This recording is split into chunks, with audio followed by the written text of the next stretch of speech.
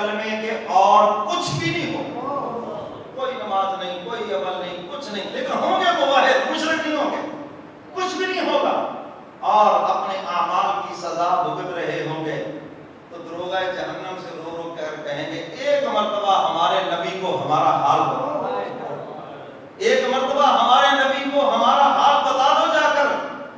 حضور علیہ السلام فرماتے ہیں میں اس وقت انبیاء کے ساتھ وہاں بیٹھا ہوا ہوں گا، سب نبی 1,24,000 44,000 انبیاء علیہ السلام کے ساتھ بڑے خوشی کے ماحول میں بیٹھا ہوا ہوں گا، اور اس وقت فرشتہ آ کے مجھے بتائے گا آپ کی امت کے کچھ گناہگار جو اتنے سالوں سے جہنم میں جل رہے ہیں، اپنے گناہوں کی سزا بھگت رہے ہیں، انہوں نے کہا ہے کہ ہمارا حال ہمارے نبی کو جا کے بتائے۔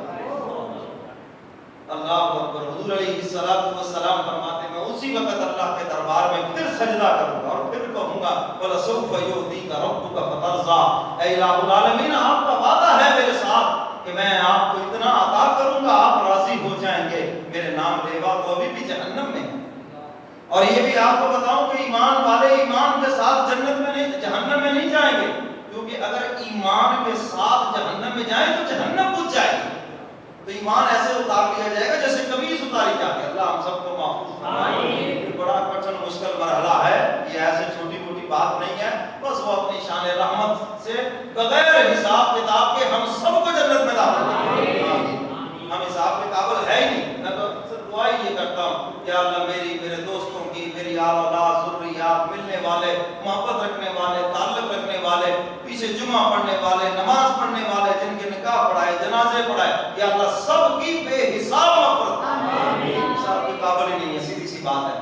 تو حضور علیہ السلام فرماتے ہیں میں وہاں سے اٹھوں گا اور پھر اللہ کے عرش کے سامنے پھر سجدہ کروں گا، اور پھر حق تعالیٰ کو حق تعالیٰ کا وعدہ یاد دلاؤں گا، حق تعالیٰ پھر ان جہنمیوں کو نکالیں گے اور نہر رضوان میں ان کو غسل دیا جائے گا، اور فرمایا کہ پھر وہ آخری جنتی ہوں گے، پھر ان کو جنت میں داخل کر دیا جائے گا۔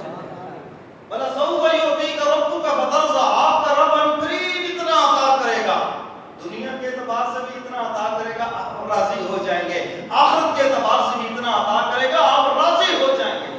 اور حدیث مبارکہ میں آتا ہے کہ جب وہ کلمہ، صرف جن کے پاس کلمہ ہے وہ بھی جنت میں چلے جائیں گی، کافر کہیں گے ربما یود الذین کفروا لو کانوا مسلمین، قرآن بتاتا ہے کافر کہیں گے کاش ہم ان کی طرح ہی مسلمان ہوتے، چلو خالی کلمہ ہی پڑا ہوتا، آج ہماری بھی وہ بخشش کا ذریعہ بن جاتا۔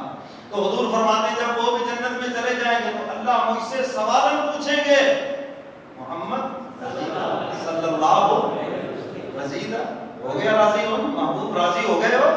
حضور فرماتے میں اس وقت کہوں رضیت ربی، میرے رب اب میں راضی ہو گیا ہوں، کیونکہ آپ کو کلمہ پڑھنے والا جہنم میں رہا ہی نہیں۔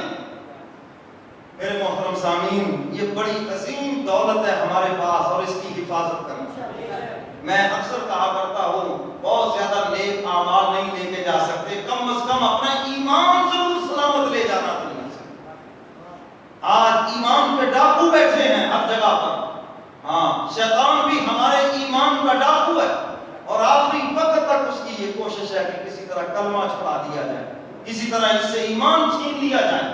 اور حدیث مبارکہ میں آتا ہے کہ آخری حملہ جو موت کے وقت شیطان کا ہوتا ہے رشتہ داروں کی شکل میں آتا ہے، ماں کی شکل میں جو فوت ہو چکے ہیں، بیٹے کی شکل میں، بھائی کی شکل میں، اور اکثر مرنے والوں نے یہ کہا یہ دیکھو رشتہ دار بیٹھے ہیں، فلانا بھی آ گیا، وہ فلانا بھی آ گیا، مجھے لینے آ گئے۔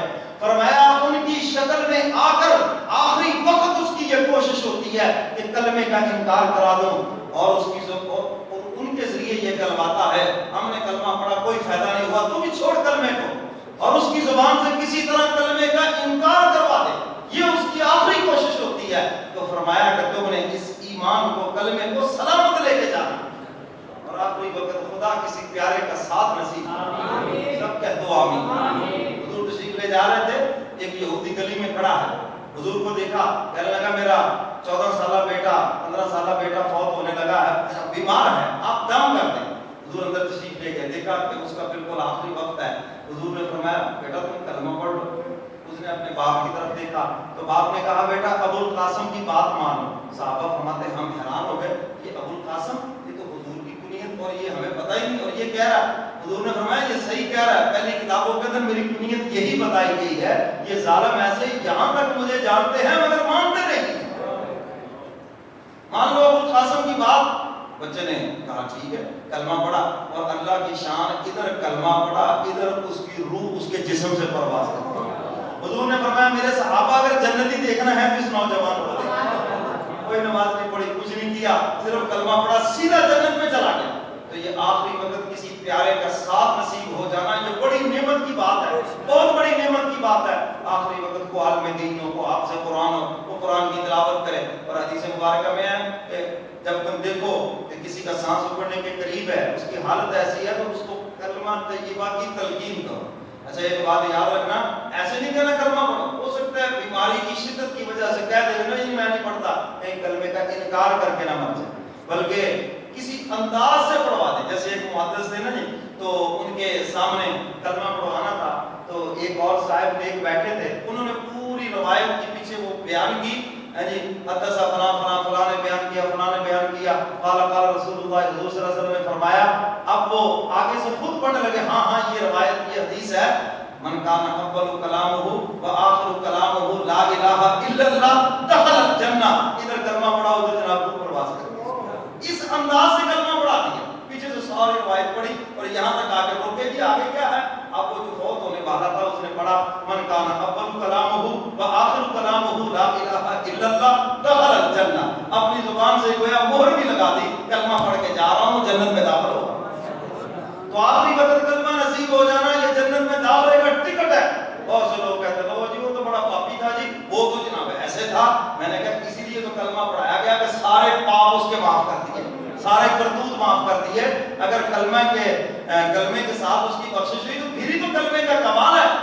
اگر اس کے سارے نیک اعمال ہوتے تو پھر آخری وقت کلمہ نصیب ہوتا یا نہ ہوتا، یہ تو برابر تھا پھر کام۔ تو بہرحال جب کسی کو آخری وقت کلمہ نصیب ہو جائے، وہ جیسا کیسا بھی تھا اللہ نے اس کو معاف کر دیا۔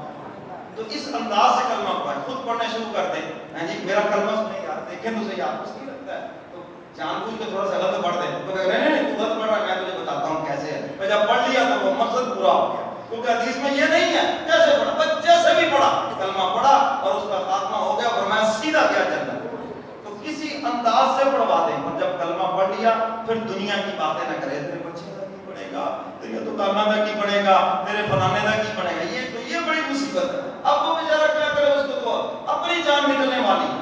تو خیر بات دور نکل گئی، جس کا بھی کلمے میں خاتمہ ہوا انشاءاللہ وہ جنت میں ضرور جائیں۔